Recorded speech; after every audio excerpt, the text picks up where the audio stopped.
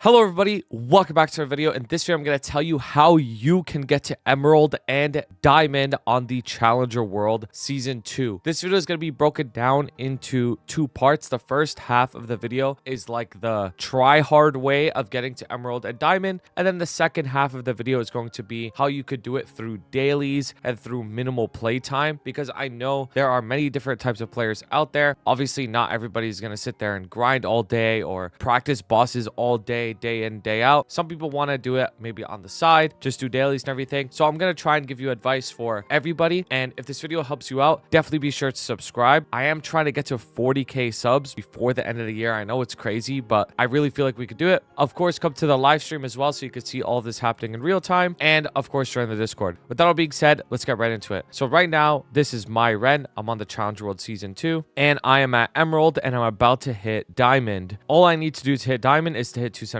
I'll get the 5k points and I'll be in Diamond pretty much. So how did I get this far? It hasn't even been a week. How on earth do I have this many points, right? The first thing that I want to mention, and this is advice to everybody, is to please do not compare yourself to others. Constantly in my chat on Twitch, I see people saying like, oh my God, I feel so behind. I'm getting FOMO. Oh my God, like I can't keep up with you, blah, blah, blah. I genuinely do not mean this in an egotistical way, but there is no reason to compare yourself to somebody who plays the game every single day, all day. You know what I mean? Like, it doesn't make sense. You guys have other things that you need to do. Don't FOMO and compare yourself to somebody who plays this game as a job or any other streamer. All you have to worry about as an individual is, am I ahead of where I was yesterday? Am I ahead of where I was a week ago, a month ago, etc.? That is all you have to worry about. And if you have that type of mindset, then you will continue to get stronger and stronger and stronger and stronger, and you'll get better and better and better at the game. Don't worry, bro. Like, if you're a new player, don't look at this and be like, oh, I have to be Emerald like him. No, of course not. You could be Bronze. You could not even have a rank, and that is totally okay. That is 100% okay. Don't get FOMO'd or anything like that. Now, how did I actually get to Emerald though? So there's going to be a few resources I'm going to show you guys in a second, like some calculators that are going to help you. But I want to show you primarily what I've been doing and how I got to this amount of power to even get to Emerald. Because 46 mil CP, that seems like a lot, right? But it's a little bit misleading because 46 mil CP makes it look like I have really insane gear, but a lot of the combat power that I'm getting isn't from my gear at all. It's from the events. Like, for example, as I climbed up the ranks when I soloed the bosses, the ranks give you passive buffs that apply to your combat power. If you hover every single one of these ranks, like for example, you start with 30 boss, then 40 boss, then 50, then 60, and then 70 boss. As you climb these ranks, you get stronger and stronger, and that gets reflected onto your combat power. So it seems like I have this like insane combat power and I have juiced gear, but I actually don't. My gear is primarily all free items or items that you can rent. I barely spent any mesos to get my gear to like a really strong point or whatever. So remember that as well. The other thing that I'm using is when I hit level 270, you get this title called Beyond Burning. And I immediately use this so I could try to climb the ranks as fast as possible. But look at the stats on it. It has an additional 20 boss, has an additional 30 attack, all that type of stuff, right? This is another very strong title that I have equipped. The Arcane Seal. Now that I'm in Emerald and the Arcane Seal weekly reset's about to happen, I rolled for my Arcane Seal. And by weekly reset, I mean the shop, like the shop to get the 20 additional magic wands. Like I used the 20 additional magic wands and I happened to roll a unique core and get it to level 7. Look at this, 65 strength, 40 attack, and 20% all stat additionally applied to my combat power. Item burning. I finished all of the item burning missions. So my item burning gear is really strong. It's at 19 stars and has really good flames and pots. Rental gear. Rental gear is super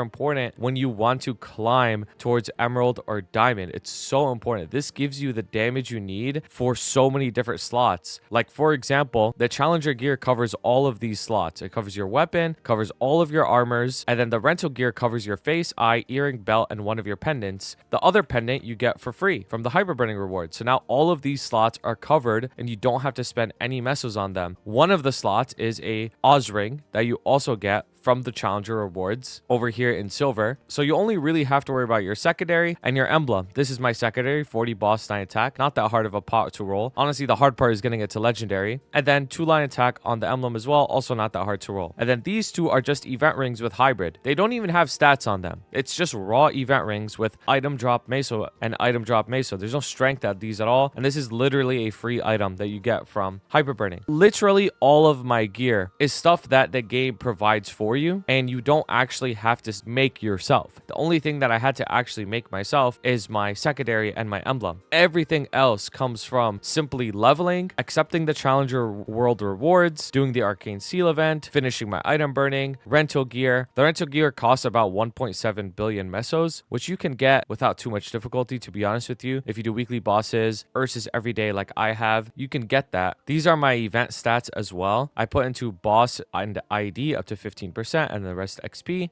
I have 1 point into crit rate and I'm going to go all in on Monster Park. So I have been on top of everything. I've been on top of all of the events. I've been on top of using all of my resources. That's another thing that's pretty underrated is like my nodes, for example. I used all of my nodes, finished my trios, maxed my skills, supporting skills as well, like Weapon Aura, Impenetrable Skin, Blink, Grandis, Goddess. Like all of these skills are maxed out, which give you a lot of damage as well. This is what my Hexa looks like. So I have these at level 1. This is at level 1. My Mastery 2 and 3 are level 6. And then my Mastery 1 and 4 are level 1. And I have Janus level 1. My Hexa stat 1 is finished at 410.6, kind of unlucky. And then my Hexa stat 2 is at 335 right now. And I was going to keep tapping it, but I don't have any more frags. I do have the Genesis Pass, so I paid for this, which gives you a little bit of extra damage on the bosses. But honestly, the most important part of this is the Arcane Force. The Arcane Force is what allowed me to get the maximum amount of damage on the bosses. So for example, when I'm at 1120 Arcane Force, this is what my symbol levels are. 5 on Sack and then 15 on Arcane. I get an additional 150 Arcane Force whenever I enter the boss. So I'd actually be at 1270. And the way that bosses work on this game, especially these Arcane bosses, is you get a massive damage multiplier on the boss based off of how much Arcane Force you have. So here, I'll show you this real quick. Some of you guys might not actually know this. So if I enter Gloom over here, you're going to see over here on the top left, all of the Arcane bosses have something like this. It says a certain number out of a certain number, right? So it says for me 1270 out of 730. If you remember, my Arcane Force said 1020, but the Genesis Pass gives me additional 150, right? So I'm actually at 1270. To deal normal damage to Gloom, I have to have at least 730 Arcane Force. But there are thresholds that if you reach above the amount of required Arcane Force, you gain a massive multiplier in damage. You see how at the bottom of this text bubble, it says ratio of damage dealt 150%. This means that I'm dealing an additional 50% more final damage because I have over 1.5 times the amount of Arcane Force required for this fight. You see right at the top, it says 173.9%. That's more than 150%, which means that I have an additional 50% final damage. And I did this for every single one of the bosses. Every single one of these bosses, when I cleared them, I had the maximum amount of Arcane Force boost, which means that I was doing the maximum amount of damage possible to the boss. Also, I didn't try doing these bosses until I was level 270. The reason why I didn't do them until I was level 270 is because when you're level 270, not only will you climb the challenger ranks more because you get more points, which means you'll get more passive stats, you also get the maximum amount of damage on the boss. Dark Knell in particular is a level 265 monster, which means that if I'm 5 levels above him, I will be gaining an additional 10% final damage on top of that. Same for Vihilla, Gloom, Will, Lucid, all these bosses, I had the maximum amount of level advantage on them that gives you even more damage. Everything that I just mentioned, Arcane Force, level, none of it is reflected on your combat power. None of it. IED is also not reflected on your combat power either. So if you're wondering, like, maybe I have a similar amount of combat power or something like that, but I'm doing way less damage, it's because of those things. They're not reflected on your combat power. The gist of what I'm trying to tell you is that I did everything in my ability to gain the maximum amount of damage on these fights, given all the resources that the game has. Vihilla is actually the hardest one to get the maximum amount of Arcane Force on because she has a requirement of 1350 Arcane Force to get the maximum damage. So what I did is I changed my hyperstat page to something like this, where I put 13 points into Arcane power, and then it puts me at 1200, but I get the additional 150 from the Genesis pass. So that means I'd be at 1350, which allowed me to get the 1.5x on her. That's primarily how I was able to get to Emerald, is I used all of those resources that the game gave me to juice up my character as much as possible, including the rental gear. I showed you my gear earlier. All of it is pretty much free gear except for my secondary and emblem. And by free, I mean the game provides it to you. Like, I didn't actually have to make any of this gear except for my secondary and emblem. Like, these two event rings, if they had literally no pot on them, it's the exact same amount of stats, just so you guys know. Like, there is no difference in damage if these things had 0 pots. So essentially all my gear was given to me, or I could rent it out. The other thing is I know how to do the bosses. Like, I know this sounds really silly, but there is an inherent advantage because I've been playing the game a long time. I know how to do the bosses very, very well. You might be able to copy me and try to get like this amount of damage on your gear, but you might not be able to clear the boss because you don't have enough practice. And that's totally okay. Just use the practice mode. Like, practice mode is here. And honestly, it's easier to do the bosses in practice mode because you have more buffs available to you. Like, for example, this buff over here, I don't have this normally. Or this like strength potion, I don't have this normally either. But you could do all of them in practice mode and to use that to your advantage. And if you do everything that I mentioned, you will hit Emerald, obviously. But to hit Diamond, you literally just gotta hit 275. Like, that's literally it. Like, it's actually crazy. You don't have to do any more bosses on top of that. If you hit 275, then you'll be Diamond. The reason why Diamond is really important is because if you're tryharding this, you also get an additional meso and item drop rate plus 20% at Diamond, which is really, really, really good. And then also the Arcane seal tiers up too, which means that you can get better rewards from this. So Emerald and Diamond are two really important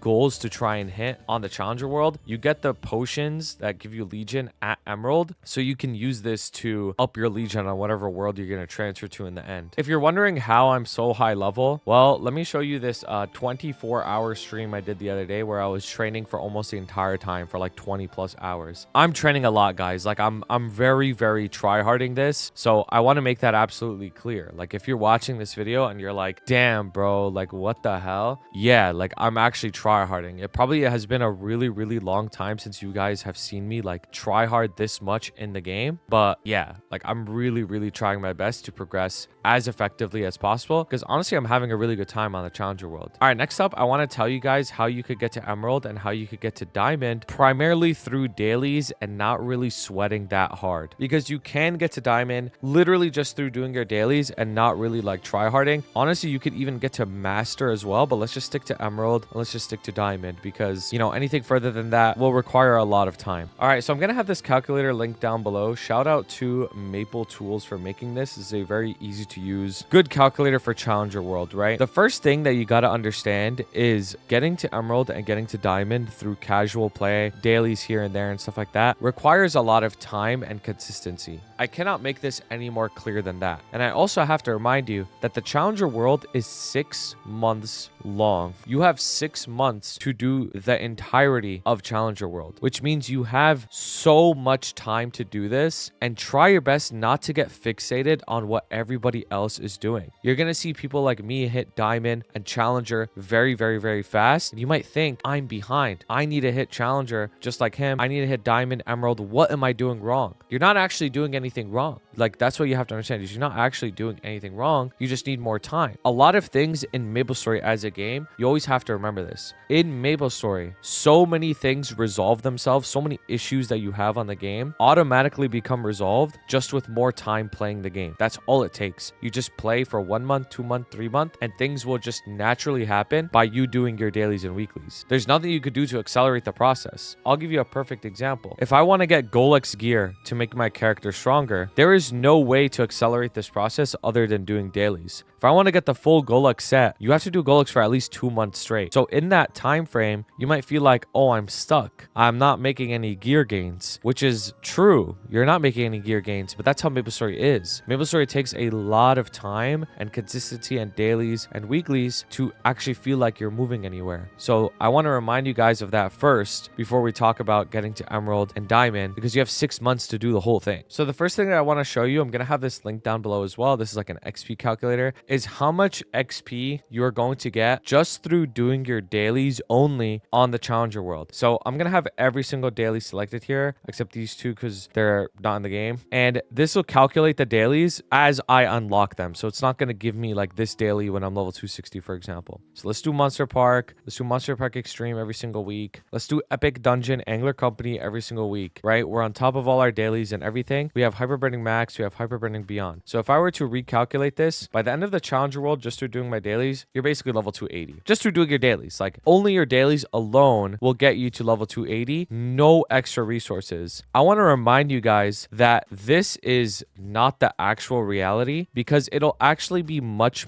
more than this since the events give you so many materials that give you XP. I'm not counting any advanced XP vouchers. I'm not counting any Punch Kings. I'm not counting any potions like Transcendent Potions. I'm not counting any additional Monster Park XP bonus either. So you got to realize that like the XP will actually be more than this in reality, but this is just like the lowest estimate possible. So if we go to this calculator and we say that our character is level 280 and we did our dailies every single day, just by doing that alone, that'll put us at Emerald just there. Just by doing that, we're at Emerald. Now, obviously, doing your dailies for 6 months straight is super consistent and it's going to be hard for a lot of people to do that, right? Because it's like, I'm going to have to do everything every single day for 6 months and doing my weeklies without missing it a single time. Like, it's pretty unrealistic for a lot of people, right? Some people might only play the game for 2 months, 3 months, and that's totally okay. But keep in mind, this is just doing your dailies. Like, I want to point this out. This is not killing any bosses. Your dailies will actually give you more XP. This is not spending any mesos. This is literally nothing but dailies. So let's talk about some bosses. Let's calculate all of the bosses as well. These are the really easy weekly bosses that you can do just with free gear. So up to CRA, Magnus, Pap, let's say normal Lotus, normal Damien. These are like super easy bosses, right? Puts us at 32k. Well, that's not really like that much additional, right? So let's say we do a little bit of hard bosses. You can kill hard Lotus just with your item burning gear. Same with hard Damien, just with your item burning gear. Keep in mind that you will get even stronger because of these rewards as well. If you remember what I was saying, as your challenger rank goes up, you will get stronger and stronger through the passive buffs, and you'll gain more and more items like the level 4 Oz ring. You can even buy the rental gear like I did and then do even more bosses. So let's say I take off my secondary and my emblem. This puts me at 32 mil combat power, and this is with literally all items that the game provides me. There's not a single item that I have on that the game didn't provide me. This is challenger gear, free Dom pendant, rental gear. These 2 event rings are also from the game, and so is this ring. And these event rings don't even have stats on them. I have a burning title. This is definitely what you could do within the 6 months that you have to play on the challenger world. The rental gear costs 1.7 bill. You can get 1.4 bill just from doing weeklies up to normal Lomian every single week, and then Ursus on top of that. I don't know if I'm a little crazy for saying this, but I feel like 32 mil CP really isn't that hard to achieve within the 6 months you have to play on the challenger world, because you can get it with literally all gear that you don't have to make at all. And if you're at 32 mil CP, you could definitely do all of these bosses, at least normal Lucid, at least normal Will, normal Gloom, normal Darkanel, normal Vihila. At least all of these bosses, you could do it. And then that gets you to Diamond just right there. In reality, you'll be able to do the hard version of every single one of these bosses. So truly, you'll probably be like this by the end of your challenger world. You don't even have to do BM, Saren, Kalos, or Kaling,